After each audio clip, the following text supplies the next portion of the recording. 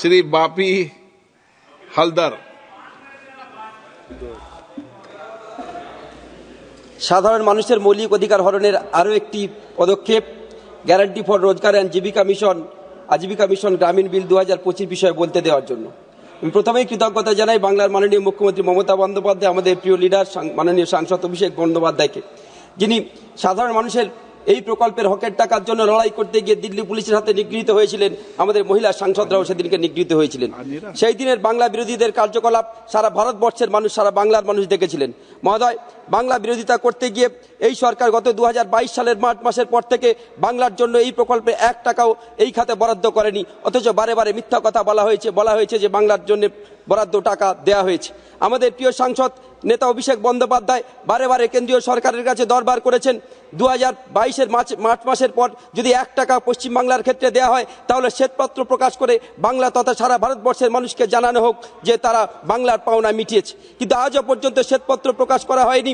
আজও পর্যন্ত বাংলার মানুষ তথা ভারতবর্ষের মানুষ আজও পর্যন্ত জানে না যে বাংলার ক্ষেত্রে ন্যায্য পাওনা আজও পর্যন্ত দেওয়া হয়নি।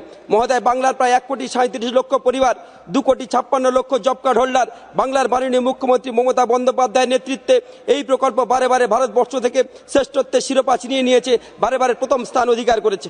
কিন্তু এই সরকার বাংলা বিরোধিতা করতে গিয়ে বাংলার সাধারণ মানুষের হাতে না মারতে পেরে ভাতে মারার চক্রান্ত করছে। বাংলার সাধারণ খেটে খাওয়া মানুষের হকের পাওনা প্রায় 52,000 কোটি টাকা আজও পর্যন্ত এই সরকার বকেয়া রেখে দিয়েছে। মহোদয়, এই সংসদে, পবিত্র সংসদে আইন করে বলা হয়েছিল যে জব কার্ড হোল্ডার 14 দিন কাজ করবে, 15 দিনের মাথায় সরাসরি তাদের অ্যাকাউন্টে টাকা পৌঁছাবে। যারা নিজেদের আইনে ধ্বজাধারী বলে মনে করেন, আজকে তারা আইনকে বুড়ো আঙুল দেখিয়ে ভারতবর্ষের সমস্ত বিচার ব্যবস্থা, হাইকোর্ট, সুপ্রিম কোর্টকে তারা অবজ্ঞা করে আজও পর্যন্ত বাংলার যে ন্যায্য 52,000 কোটি টাকা দেয়া হয়নি, আজও পর্যন্ত বাংলার সাধারণ মানুষের হকের টাকা দেওয়া হয়নি। মহোদয়, এই সরকার বিভিন্ন বিষয়ে নাম পরিবর্তন করতে করতে অবশেষে বাঙালির আবেগকে তারা আঘাত করছে। কখনো ঋষি বঙ্কিমচন্দ্র চট্টোপাধ্যায়কে বঙ্কিম দা বলে সম্বোধন করছে, কখনো ঈশ্বরচন্দ্র বিদ্যাসাগর, কখনো রাজা রামমোহন রায়, কাউকে এরা বাদ দিচ্ছে না।